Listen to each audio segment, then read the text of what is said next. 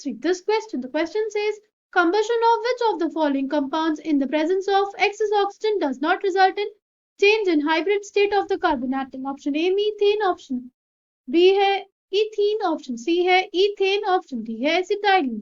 The key concept for this question is combustion.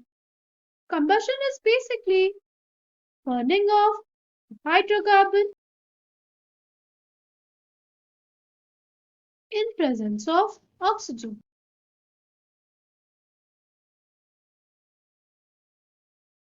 Okay. Now, हमारे पास दिया हुआ है पहला मीथेन.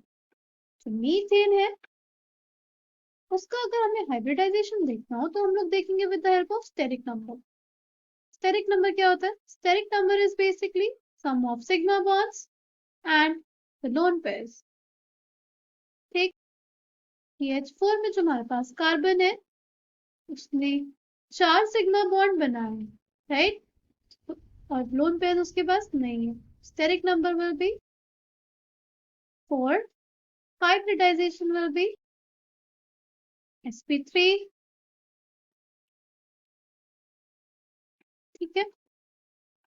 और अगर जब इसकी बर्निंग होगी in the presence of oxygen तो ये हमारे पास बनाता है CO2 और 2H2.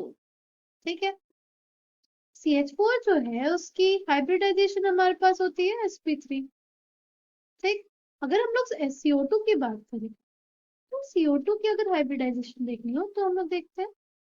देखो, CO2 का बस कार्बन है, कार्बन ऑक्सीजन बॉन्डेड. ऑक्सीजन हमारे पास डाइवेलेंट होता है, तो इस वजह से हमारे पास कुछ ऐसा स्ट्रक्चर आएगा. अगर हम लोग इसके स्टेरिक नंबर की बात करें, steric number will be 2, right. Hybridisation will be sp, क्योंकि इसमें 2 ही सिग्मा बॉन्ड थी तो इस वजह से स्टेरिक नंबर 2 आया. हाइब्रिडाइजेशन इसकी sp है, तो हमारे पास ये जो हाइब्रिडाइजेशन है वो sp थी. तो यहाँ पे हमारे पास चेंज इन हाइब्रिडाइजेशन हुआ है ना, चेंज इन हाइब्रिड स्टेट. ठीक. नेक्स्ट देखते हैं. नेक्स्ट हमारे पास ethene, CH2 double bond CH2, right. इसमें अगर हम लोग स्टेरिक नंबर देखें तो क्या हो जाएगा? तो हमारा एक कार्बन है, कोई भी कार्बन हम लोग लेंगे, उसने कितनी सिग्मा बॉन्ड्स बनाई है? उसने 3 सिग्मा बॉन्ड्स बनाई है. हाइब्रिडाइजेशन जो है का है sp2. ठीक. तो अगर हम लोग इसकी रिएक्शन देखें विद ऑक्सीजन तो क्या हो जाएगी इसकी रिएक्शन? की reaction with oxygen is 2CO2 और 2H2 मिलता है. तो जो हमारे पास इथीन है उसमें जो कार्बन है उसकी हाइब्रिडाइजेशन है sp2 और CO2 में हमारे पास हाइब्रिडाइजेशन है sp, यानी यहाँ पे भी हमारे पास चेंज इन हाइब्रिडाइजेशन हुआ है. नेक्स्ट हमारे पास इथेन, राइट. इसमें अगर हम लोग स्टेरिक नंबर देखें, स्टेरिक नंबर विल बी 4. जो हमारा कार्बन है उसने 4 बॉन्ड बनाई हुई है और लोन पेयर उसके पास नहीं है. Steric number will be 4. Hybridisation will be sp3. ठीक है. हाँ, अगर हम लोग इसका कंबशन का प्रोडक्ट देखें क्या हो जाएगा? C2H6 with oxygen gives us 2CO2 और 3H2. ठीक है. C2H6 में हमारे पास जो हाइब्रिडाइजेशन है वो हमारी sp3 है और CO2 में sp. यहाँ पे भी हमारा चेंज इन हाइब्रिडाइजेशन हुआ. ठीक.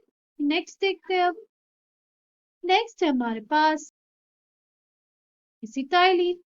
एसिटाइलिन में अगर हम लोग स्टेरिक नंबर देखें तो कार्बन है उसने 2 सिग्मा बॉन्ड बनाए हैं, यानी steric number will be 2. Hybridisation will be sp. ठीक है.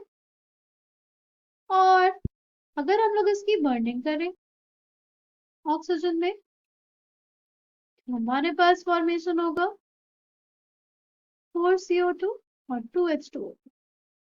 तो हमारे पास ये जो कार्बन है ये sp हाइब्रिडाइज्ड है और जो CO2 वाला कार्बन है ये भी sp हाइब्रिडाइज्ड है. इसमें हमारे पास चेंज इन हाइब्रिडाइजेशन स्टेट नहीं हुआ। ठीक है, coming back to the question, तो correct answer for this question will be option D. Question में यही पूछा था कि कौन से कंपाउंड का अगर हम लोग कंबशन करें तो हमारे पास चेंज इन हाइब्रिड स्टेट नहीं होगा। पहले हमने कंपाउंड लिया, उसकी हाइब्रिडाइजेशन देखी, फिर जो उसका प्रोडक्ट आ रहा था यानी CO2, उसकी हाइब्रिडाइजेशन देखी। ठीक है, तो ये पता चलता है एसिटाइलिन के केस में हमारे पास कंबशन करने पे चेंज इन हाइब्रिडाइजेशन स्टेट नहीं होती।